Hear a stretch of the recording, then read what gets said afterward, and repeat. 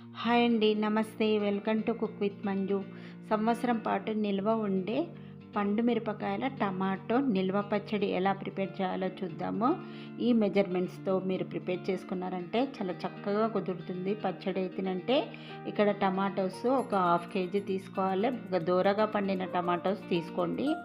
ఈ టమాటోలని నీట్గా కడిగేసుకొని తడేమీ లేకుండా కాటన్ క్లాత్తో తుడుచుకొని ఆరబెట్టుకున్న తర్వాతనే యూజ్ చేసుకోవాలన్నమాట. తర్వాత ఇక్కడ పండు మిరపకాయలు వచ్చేసి ఒక పావు కేజీ తీసుకోవాలి.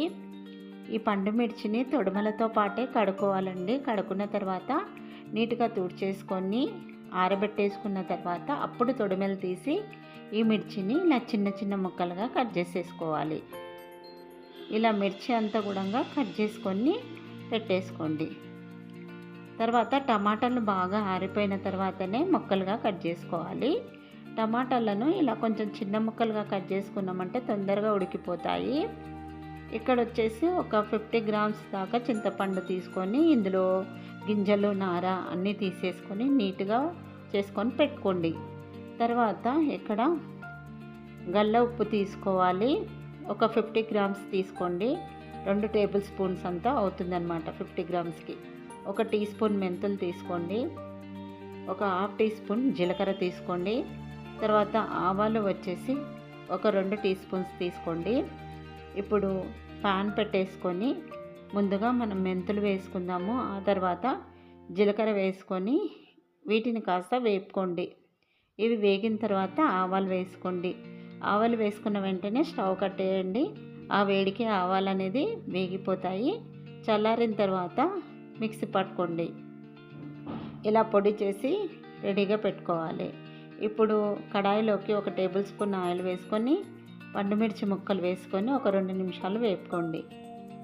తర్వాత ఇలా వేగిన ఈ పండుమిర్చిని మిక్సీ జార్లోకి వేసేసుకోవాలి. వేసుకున్న తర్వాత ఇప్పుడు మనం ఇందులోకి గల్లుప్పు కూడా వేసుకోవాలి. ఉప్పు వేసేసుకున్న తర్వాత మిక్సీ పట్టుకోవాలి. మిక్సీ పట్టేటప్పుడు మరీ మెత్తగా మిక్సీ పట్టకండి. కొంచెం ఇలా కచ్చపక్కగానే మిక్సీ అనేది పట్టుకోవాలి. తర్వాత ఇదే కడాయిలోకి ఇంకొక టేబుల్ స్పూన్ ఆయిల్ వేసుకోండి. ఇప్పుడు ఇందులోకి టమాటా ముక్కలు వేసుకోవాలి. టమాటా ముక్కలను ఒక 5 నిమిషాల వరకు మెత్తపడేంత వరకు మగ్గించుకోవాలి. టమాటా ముక్కలన్నీ బాగా ఇలా ఉడికిన తర్వాత కొంచెం పసుపు వేసుకొని కలుపుకోండి. ఇలా కలిపేసుకున్న తర్వాత ఇప్పుడు మనం ఇందులోకి చింతపండు వేసుకోవాలి. చింతపండు వేసేసుకున్న తర్వాత బాగా కలుపుకొని మళ్ళీ ఒక 2 నిమిషాలు ఉడికించుకోవాలి. ఇలా టమాటా అనేది నీరంతా పోయి బాగా దగ్గరకు అయ్యేంత వరకు ఉడికించుకున్నాక చల్లారిన తర్వాత మిక్సీ జార్లోకి వేసేసుకొని మిక్సీ పట్టుకోవాలి. దీంతోపాటు కొన్ని వెల్లుల్లి కూడా వేసుకొని మిక్సీ పట్టండి. ఇలా మిక్సీ పట్టుకోవాలి. టమాటాలను మిక్సీ పట్టేసుకున్న తర్వాత ఇప్పుడు ఈ టమాటా పేస్ట్లోకి పండు మిర్చి పేస్ట్ వేసుకోండి. వేసేసుకొని ఒకసారి స్పూన్తో కలుపుకున్న తర్వాత మళ్ళీ ఒకసారి లైట్గా మిక్సీ పట్టుకోండి. ఈ రెండు కూడా ఇలా బాగా కలిపేసుకోవాలి. కలుపుకున్న తర్వాత ఒక బౌల్లోకి తీసేసుకోండి. ఇప్పుడు మనం ఇందులోకి జీలకర్ర మెంతుల పొడి వేయించి పెట్టేసుకున్నాం కదా, ఆ పౌడర్ వేసేసుకోవాలి. వేసేసుకున్న తర్వాత ఈ జీలకర్ర మెంతుల పొడి అంతా కూడా ఈ పచ్చడిలో కలిసేటట్టు బాగా ఇలా కలుపుకోండి. ఇలా మంచిగా కలిపేసుకున్న తర్వాత నెక్స్ట్ వచ్చేసి ఇప్పుడు ఈ పచ్చడి కోసము పోపు పెట్టేసుకుందాము. ఆయిల్ వచ్చేసి పల్లి నూనె తీసుకోండి. 200 ml దాకా తీసుకోండి. కప్పులో అయితే ఒక పెద్ద కప్పు దాకా అనమాట. ఇప్పుడు ఇందులోకి జీలకర్ర ఆవాలు వేసుకోండి. ఇవి కాస్త వేగినాక మినపప్పు వేసుకోవాలి. తర్వాత ఇప్పుడు ఇందులోకి కొన్ని వెల్లుల్లిపాయలు కూడా పొట్టు తీసుకొని వేసుకోవాలి. నెక్స్ట్ వచ్చేసి ఎండుమిర్చి వేసుకోండి. ఆ తర్వాత ఇందులోకి కరివేపాకు కూడా వేసుకోండి. పోపుని బాగా వేగనివ్వాలి.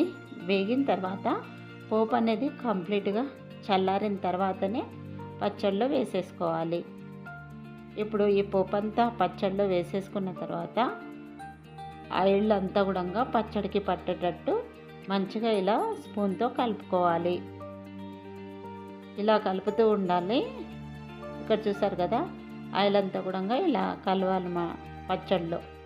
మంచిగా ఇలా కలిపేసుకున్న తర్వాత ఇప్పుడు ఈ పచ్చడిని ఒక బౌల్లోకి తీసేసుకుందాము.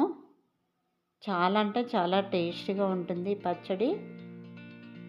వేడివేడి అన్నంలో నెయ్యి వేసుకొని తింటే చాలా బాగుంటుంది. అన్ని టిఫిన్స్లోకి కూడా చాలా బాగుంటుందండి పచ్చడి. ఇలా ఒక గాజు బాటిల్లోకి తీసేసుకొని ఫ్రిడ్జ్లో పెట్టేసుకున్నామంటే సంవత్సరం పాటు కూడా మనకు పచ్చడి అనేది నిల్వ ఉంటుంది. చాలా అంటే చాలా టేస్ట్గా ఉంటుంది. మరి ఈ మెజర్మెంట్స్తో మీరు ప్రిపేర్ చేసుకోండి, చాలా బాగా కుదురుతుంది. మరి మీకు నచ్చితే తప్పకుండా ట్రై చేయండి. ట్రై చేసిన తర్వాత ఎలా వచ్చిందో కామెంట్ చేయండి. మరిన్ని ఇంట్రెస్టింగ్ వీడియోస్ కోసం ప్లీజ్ నా ఛానల్ని సబ్స్క్రైబ్ చేయండి. అలాగే లైక్ ఇవ్వడం మర్చిపోకండి. Thanks for watching.